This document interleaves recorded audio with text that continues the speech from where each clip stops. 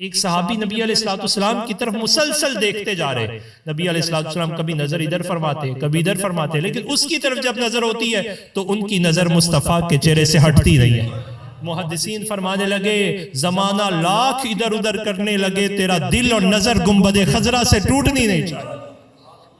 نظر ٹکی ہے۔ نبی علیہ السلام نے توجہ فرمائی اور توجہ فرما کے کہا ما بالو کا، اس در پہ پڑے رہو، کبھی تو آواز آئے گی نا کیا حال ہے تیرا، کبھی تو پوچھا جائے گا ذرا تو اپنی محبتیں تو پیش کر۔ مصطفیٰ کریم علیہ السلام نے پوچھا ما بالو کا، جناب کیا بات ہے، دیکھتے ہی جا رہے ہیں، دیکھتے ہی جا رہے ہو، کیا بات ہے؟ اس نے بھی عرض کی، وہ بھی محب صادق تھا نا، کہنے لگے بھی ابی و امی، میرے ماں باپ حضور آپ پر قربان ہو جائیں، اتمتعو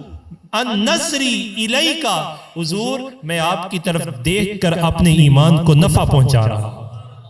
حضور آپ کی طرف دیکھ کر اپنے ایمان کو نفع پہنچا رہا ہوں۔ وہ تو دیکھ سکتے تھے نا، تو ہم اپنے ایمان کو نفع دینا چاہیں تو پھر ہمیں کیا کرنا پڑے گا؟ چلیے اسی کی تشریح میں جناب عبداللہ بن سراج کے پاس چلتے ہیں، اور جناب عبداللہ بن سراج رضی اللہ تعالی عنہ آپ فرماتے ہیں ارے سنو لوگو،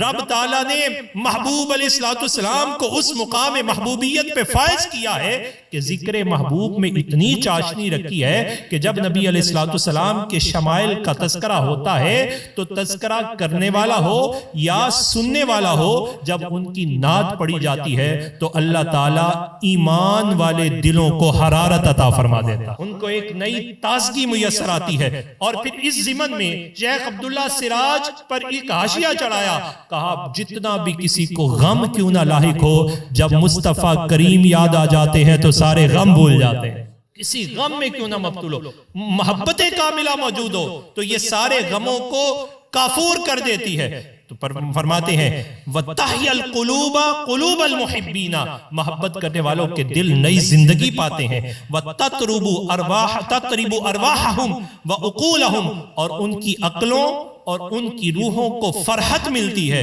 وَيَزْدَادُ حُبَّهُمْ، اور مصطفیٰ کریم کا ذکر جوں جوں ہوتا چلا جاتا ہے محبت بڑھتی چلی جاتی ہے، وَتَتَحَرَّكُ اشْتِيَاقَهُمْ، اور ان کا اشتیاق، ان کے سینے میں تڑپ پیدا ہوتی ہے کہ جس سونے کی بات ہو رہی ہے کاش اس کا دیدار بھی مل جائے، اس کا دیدار بھی ہو جائے، وہ تڑپ کے کہتا ہے میرے آقاؤ کے مدت ہوئی ہے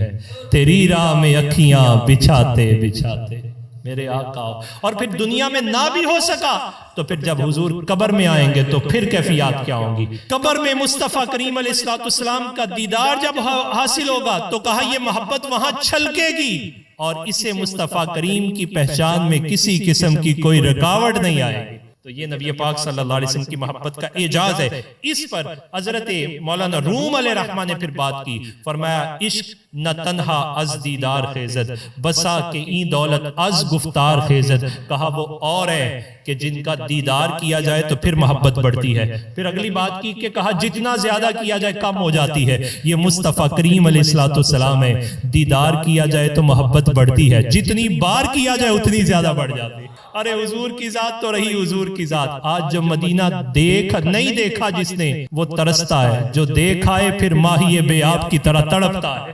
ارے آج مدینے کی محبت کی کیفیت یہ ہے، بار بار جاتا ہے، بار بار جاتا ہے، پھر آ کے کہتا ہے در پہ بلاؤ مکی مدنی،